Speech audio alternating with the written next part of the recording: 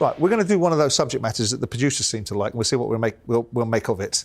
About legacies, and who has the better legacy between, in this instance, Anthony Joshua and Tyson Fury.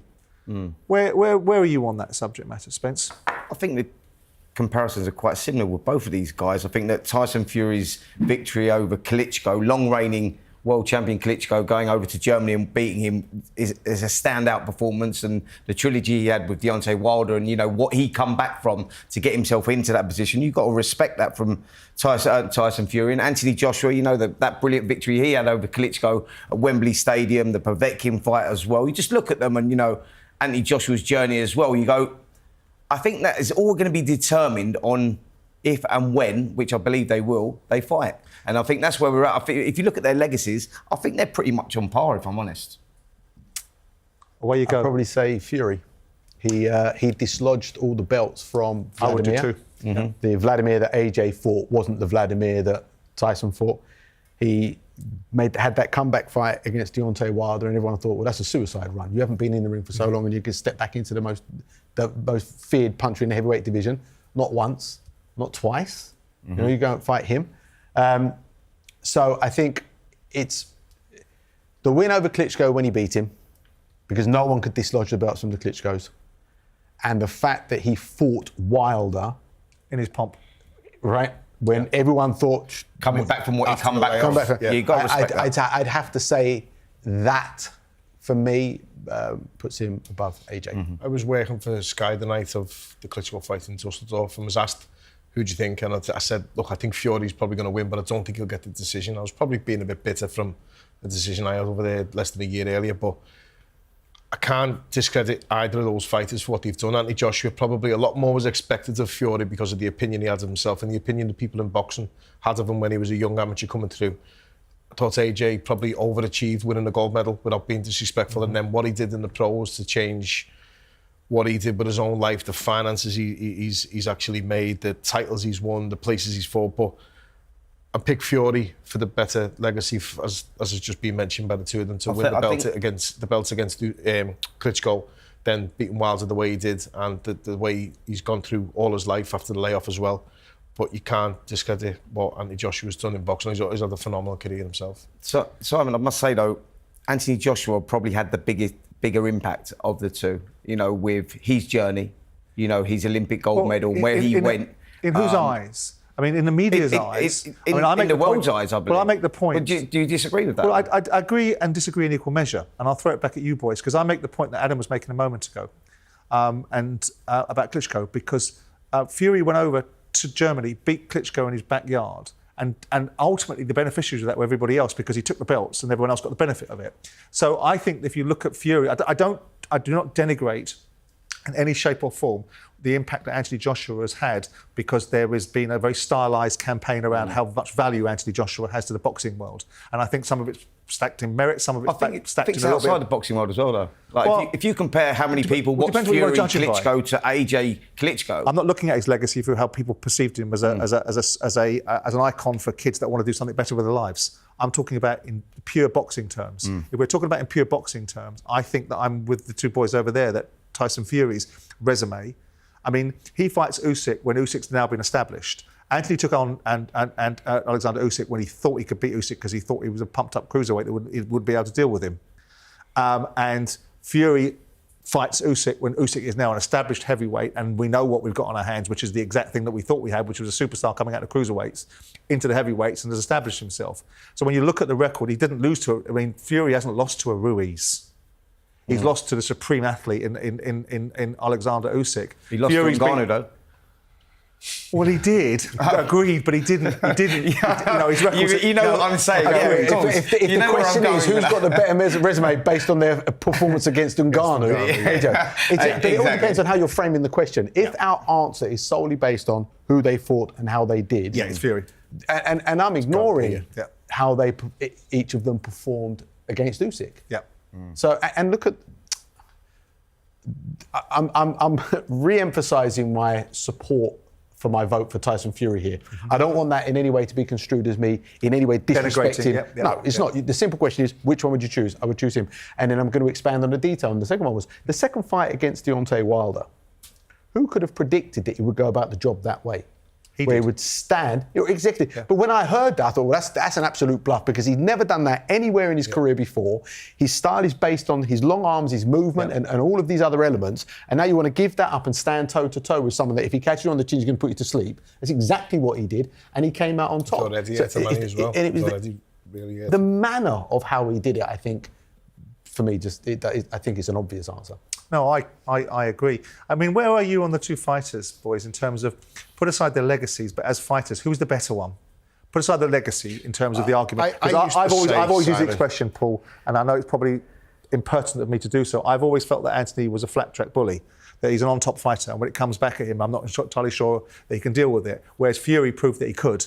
I used to say when I'd be asked off people on the street, or your mates in a boxing gym who don't really box, or the lads who just keep do the good sessions, and then, what do you think, lads? And I used to say, look, in my opinion, Fury beats AJ and Wilder, and beats them relatively easy. Yeah. But then he had his big layoff, and then I wasn't so sure. And then he came back after the layoff, jumped straight in at Wilder, and I was 50-50 on the fence because of the layoff. But he rewound the clock. He showed that he hadn't lost too much. I always felt that Fury would have the beating of AJ and both Wilder at the same time, because he was that good. He was the real deal. I always felt, and that's the argument I would always give. I think he's the real deal. AJ did phenomenal with what he had, and as a fighter, explosive, big, strong, a big lump as well. It's at different times for heavyweights now than what it was also probably 25 years ago. But I think they both had amazing careers, but I felt Fury was the better fighter. Do you see, I mean, there is this idea. Are you interested in seeing Fury fight Anthony Joshua? Are you excited by that, Adam? Oh, I'd watch it, yeah, for sure. Right.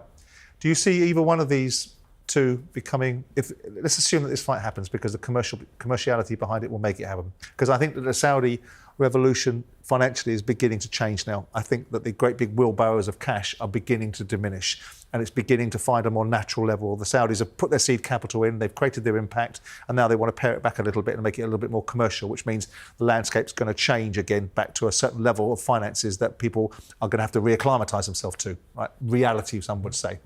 The one fight that may well change that reality and make it beyond the parameters of what the fight can generate itself, potentially from just selling tickets and a bit of a broadcast revenue, is the Fury versus Joshua fight. Do you see either one of those becoming a world champion again?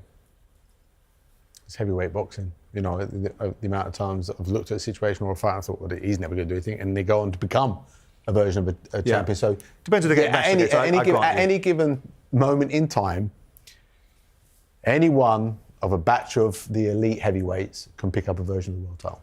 Right. Depends who they're paired against or matched against. Do you think, given that the personality and charisma is a big part of the way that the world sees individuals in boxing, do you think that we need these two to come back? Or are we at a stage now where Moses Atauma and Daniel Dubois, albeit we've talked about the nature of Daniel Dubois in this conversation, are now ready to take this ship forward, and the past gets consigned to the past? The Joshua Fury era has had its time. I don't think we're there yet, no. No? No. Is that because you don't want it to be the case, or is it because you believe there's more miles on both of them? I think that there's still steps for Moses to make to become what they see as the next Mike Tyson. Daniel has got his own path, having been knocked off the perch. And I think AJ and Fury and their body of work and what they've done, not just for British boxing, but for world boxing, they absolutely deserve still to be considered if they wanted to match themselves up against very each nice other. little political answer there. We've just been talking about legacy, though. Like, neither of those fighters can walk down the street in Britain.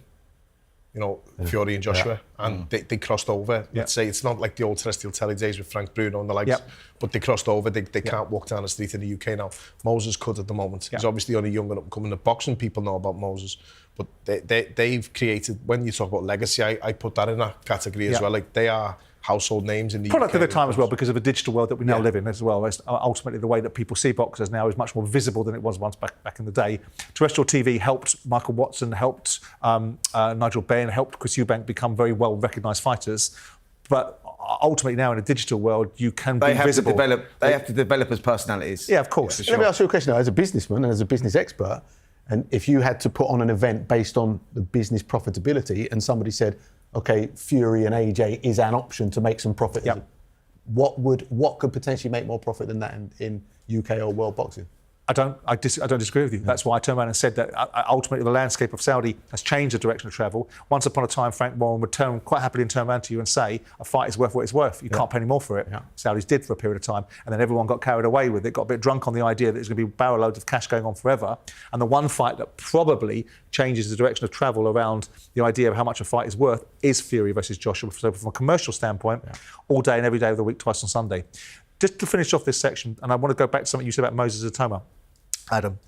I know this is a difficult question for you to be asked, but I'm going to ask it anyway.